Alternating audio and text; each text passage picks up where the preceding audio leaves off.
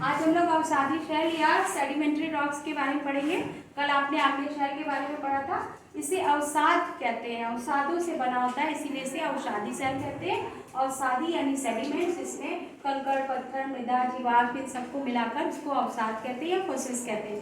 Fossils का मतलब होता है जीवों का मरा हुआ, बचा हुआ अंश। ठीक है, तो ये अवसादी शैलें बहुत सारे अभिकर्ताओं के द्वारा इसको एजेंट्स ऑफ डेन्यूरेशन कहते हैं। जैसे नदी हो गया, पवन हो गया, हिमानी, समुद्री जल, भूमिगत जल, इनके माध्यम से बहता हुआ विभिन्न जगहों पर जाकर निक्षेपण करता है। निक्षेपण माने होता है जमाव। ठीक है, तो इस प्रक्रिया के माध्यम से अवसादी शैलें, बहुत सारी जलवायु प्रक्रिया होती है, कभी हवा आती है, कभी बारिश होती है, कभी तापमान अधिक होता है, इससे ये जम के कठोर हो जाती है और इस तरह से शैल का रूप ले लेती है। शैल या कठोर चट्टानों का रूप ले लेती है। तो यहाँ हम लोग देखेंगे नदी है, नदी के साथ बहुत सारे जीवाश्म आ रहे हैं, बालू, कंकड़, पत्थर सब कुछ बहता हुआ आता है और समुद्र के अंदर परत दर परत जमा होता जाता है, इसीलिए इसको परतदार शैल भी कहते हैं। जब बहुत ज़्यादा इसमें जमाव हो जाता है तो दोनों तरफ से तनाव बढ़ता है और दबाव बढ़ता है, जिसके कारण चट्टानें बाहर निकल आती हैं और इस तरह से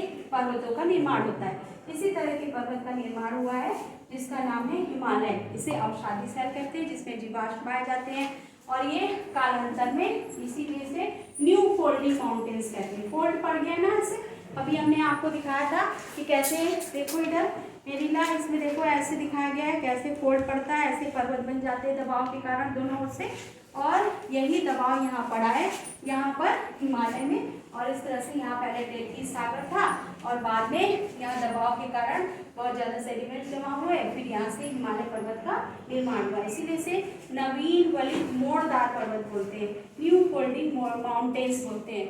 और ये जहाँ जहाँ भी अवसाद जमा होंगे, जीवाश्म जमा होंगे, वहाँ पेट्रोलियम पाया जाएगा, खनिज तेल पाया जाएगा। जैसे बम्बई हो गया, यहाँ बॉम्बे हाई में बहुत बड़ी मात्रा में, अंकलेश्वर हो गया, सूरत हो गया, इधर भी हो गया। इसके अलावा इन क्षेत्रों में जितने भी तटवर्ती क्षेत्र हैं उन जगहों में हमेशा अवसादी शैलों की प्रधानता होती है, क्योंकि वहाँ नदियाँ सामान ला के अवसाद ला के जमा करती हैं, अवसाद यानी सेडिमेंट्स। और इसी को कठोर होने के बाद फिर ये कौन सी शैल में बदल जाता है, अवसादी शैल में बदल जाता है। इसीलिए इसे अवसादी शैल कहते हैं, सेडिमेंट्री रॉक्स कहते हैं या परतदार शैल कहते हैं। जैसे मान लीजिए अगर पेड़ पौधे जमा हो गए, अंदर दब गए, तो फिर वो किस में बदल जाएंगे, कोयले में बदल जाएंगे। कोयला करोड़ों वर्षों तक जमा रह गया तो वो किस में बदल जाएगा। इसकी सबसे बड़ी खाने कहाँ है, किंबर्ले में, हीरे की साउथ अफ्रीका में, और जोहान्सबर्ग में सोने की सबसे बड़ी खाने हैं।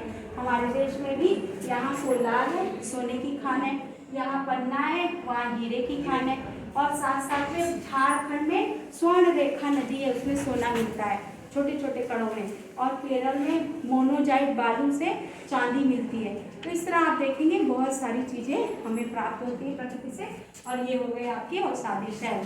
कल हम लोग नेक्स्ट शुरू करेंगे मेटामॉर्फिक। Thank you.